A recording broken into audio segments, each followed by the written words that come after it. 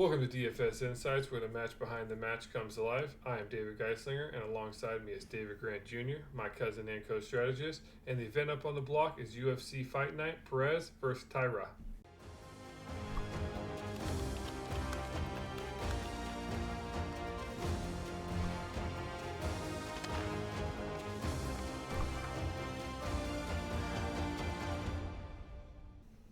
With your lineup success as our top priority, this is where David and I will dive deep into what fight matchups we think you should be targeting in order to put yourself into the best position to be at the top of the leaderboard here at the end of the night. We're going to break down the strategy behind our picks and share our insights to enhance your lineup construction. So please make sure to like and subscribe so that way you don't miss out on future UFC. We're finishing up here on the NBA Finals. If the Celtics could hurry up and finish off the Dallas Mavericks, and then we also do NFL videos as well. So, yeah. Yeah, so here we are, whatever you want to call it, UFC Fight Night, UFC ESPN 58, UFC Las Vegas 93, free fights, whatever you want to call it here. It's not, I would say, the best card if you're necessarily an MMA fan, but I think it has some good potential here for DFS. Not too many big fights, as you'll see later on when I show you my predictions. Like, there's 80% of the fighters have less than 3 fights in the UFC. So with that, we're going to give our 3 key fights here on this, and explain why we like them. So not to do it here. So it looks like the card has 13 fights. Well, it had 13 fights. 2 fights have been canceled as of now. So you got Aliskarov versus Tricoli and Van versus Ulanbekov. So if you've already set your lineups and you happen to see this, make sure you don't have any of them in your lineups. Obviously, they're not going to score points if they're not fighting. So now we're down to 11, which to me kind of means you want obviously those quick finishes, but you want to put a lot of effort too into getting those picking the wins.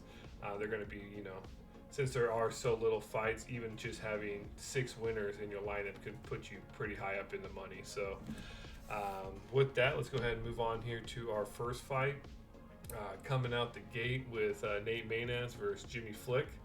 I particularly like this fight as it's crazy because Maness can knock out artists in a way, and Jimmy Flick is a submission artist. So your typical striker versus wrestler here.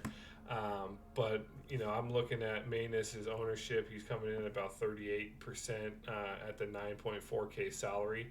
I do like him. He's going to probably be one of my, even though he is higher owned. It's just his lines to win. His just win is a negative 590. That's about 85%. To inside the distance is negative 300, which is a 75% chance to finish in the distance. And even his round 1 knockout or round 1 finish is a negative 105, which is 51%, which is crazy to have basically a positive on the above 50% for your round 1. So having him in your lineup, even though he does have that higher ownership at 38%, is still not a bad thing. And if he does get that round 1 finish, that will definitely help with that 9.4K salary. Whereas Jimmy Flick, if he can weather the storm from Maness, get him down, get those takedowns, wrestle, and even get him in a submission in round 1 or 2, he's coming in looking at his percents to wins compared to his ownership, which is only 8.1. He's still a viable play. So I'll actually be having I'll have more Maness obviously, but I'll definitely have Flick also in my lineups here. UFC community is 89% Maness, 11% Flick for the win. So with that, how do you see this fight panning out, and why do you particularly like this one for DFS? Yeah, I think this is a good one. It could go either way, but I'm definitely leaning towards Nate Maness as well. The big reason here is definitely his significant power, especially at the 125 division.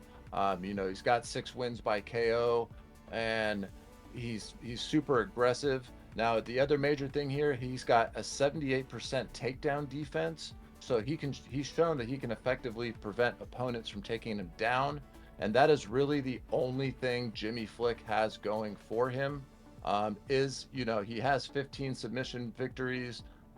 Again, not all in the UFC, but he it's just tough. He really, his biggest weakness is his striking defense and his durability. He is not durable, so unless he's able to get this fight to the ground in round one and kind of keep the fight on the ground, I really don't see this fight going the distance. Yeah. I could see it ending in round one, round two at the latest. So, um, yeah, those are kind of my thoughts. The numbers on the takedown defense are always extremely important when you're going up, your striker versus grappler. So, um, Yeah, that's the nice. key thing I'm looking at Yeah, there. no, I agree. And with Jimmy Flick, if you had him, at that 6 K salary in the lineup, and he does happen to get that submission, which, I think he has Yeah, 14 wins or 15 of his 17 like wins are by submission. So, that salary is yeah, easy to pay off. Where Maness needs that inside the distance finish at least, and some volume to cover that 9.4K salary. So, yeah, and one other thing, Manus's biggest weakness, he's shown some vulnerability in his striking defense with a 40% defensive rate. But again, it could be a little problematic if Flip can exploit this weakness and take that striking exchange to transition it into grappling. mhm. So, hopefully that could let Flick get in and get it to the ground because of the poor defensive rate for Manus. But again, don't get me wrong, I'll be highly exposed to Manus, but I will have a little bit of Flick mixed in there as well. Nice. All right. All right. Yeah. Now moving on here to our next fight. Looks like it's going to be Jekka Saragih versus Weston Wilson. I particularly like this fight because I think it could again kind of go either way, and both one being the more predominant striker Saragih, yes Saragih, and then the wrestler Weston Wilson. I think that guy tried to sell me like computer software. No, I guess he was like a software salesman or something, um, selling stuff to the UFC or fighting, and that's how he got into it. So if it does go to decision and the software analytics are in his favor, we might know why. But anyways, yeah, Jekka Saroghi's coming in at about 94%, or excuse me, 34% ownership. He is the higher salary at 9.3K. However, he has basically the same similar stat line or Vegas lines as Manus, where he's negative 350 to win. That's basically 78%. Negative 250. That's a 71% chance to inside the distance, and a negative 125, which is basically a 56% chance to finish in round one. He did just finish. I think his last opponent, and it got that inside the 90-second bonus. He knocked him out in the first 90 seconds or so. So there's a possibility, he is very heavy-handed, and if he catches, Wilson, I think it might be a very short fight. However, I think if Wilson, being a better wrestler, can get him on the ground, I think Wilson will end up, you know, dominating this fight if he can get it to the ground. So obviously, I'm going to be having exposure to both. Wilson's at 13% ownership, and with that 6.9 salary, if he gets a few takedowns, potentially gets a submission inside the distance, or just has that control, the 6.9K salary is not that hard to pay off and be optimal. UFC community disagrees a little bit with me. They have 94% Jekka winning, and then 6% Wilson winning this Wow. fight. So, how do you see it? Yeah, so Jekka's 1-1 in the UFC, and Weston Wilson's 0-2. Jekka's coming off a massive. He was a plus 400 in his last fight, so he's coming off a major upset win. That he shouldn't have won. So I know he's riding high off of that. Um, He's definitely versatile and has good finishing ability. He can fight both, on the feet and on the ground because he has 4 submission victories in addition to a couple of knockouts. So he's a little bit more well-rounded versus Weston Wilson. Wilson's really going to rely on his Brazilian jiu-jitsu. He does have a brown belt. He's got 11 victories here by submission. Um, if he can successfully get uh, Jacket to the ground, he might be able to get a submission. His recent history of first round submissions indicate that he does have the skills to finish fights quickly on the ground. So that's another good news where you like to see an underdog who can get things done quick. Um, Jekka's defense is pretty good. He's got a 66% takedown defense rate. So it does suggest that he can avoid being controlled on the ground. Um, but, nonetheless, it is kind of like your classic grappler versus striker. And again, we got a big guy. Can he get this? Can he knock the dude out, or can this underdog again? Can he get this fight to the ground and get the submission? So, personally, I do like the knockout power, of the favorite, obviously. But this is a good fight to target because I do think there will be a finish here one way or the other. So great fight to target. Nice, nice. Yeah, and I think, like you said, these fights not necessarily being, the most glorious or whatever, fights, you know, might be, even Yeah. lower owned.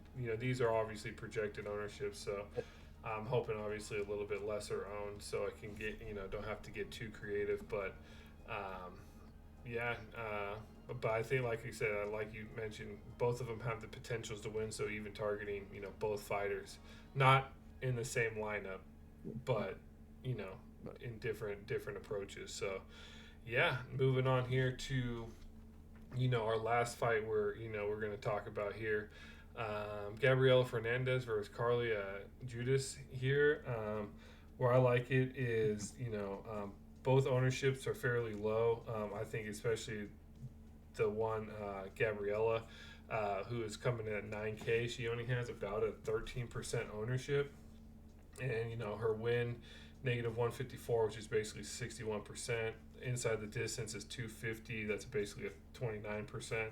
And a round one finish is 550, which is basically 15%. So her ownership is actually less than her chances to finish the fight in round one, that's to me a very good leverage play there. And her main issue, so she's actually looking for her first UFC win, and Carly is only has 4 professional fights, and this is her first fight in the UFC, coming off a loss from the Contender Series. So those jitters are going to be riding high, and Gabriella is really her biggest issue, at least from the previous fights, is her takedown defense was atrocious, and she just kind of got controlled. However, I think she's coming from she's hopefully learning from that. But Carly is looking to throw. She's going to stand up there. She's going to that's her mo is striker. So if this stays on the feet, I have Gabriella taking this. Carly's coming in at the even higher ownership at about 28% at that 7.2K salary, and her odds to win are far less, 126 to win, 44%. Inside the distance is 550. It's only about a 15%, and then the round one finish is 1200, which is only about a 7% chance. So, with that high ownership, and even being not the favorite, that to me, she's probably going to be looks like the highest underdog, and that puts less value for me anyways in my lineups, because I'm going to be looking to pivot, and if I can pivot to Gabriella and she gets that win and she's only 13%, I don't have to get too creative in the rest of my lineup construction to be different.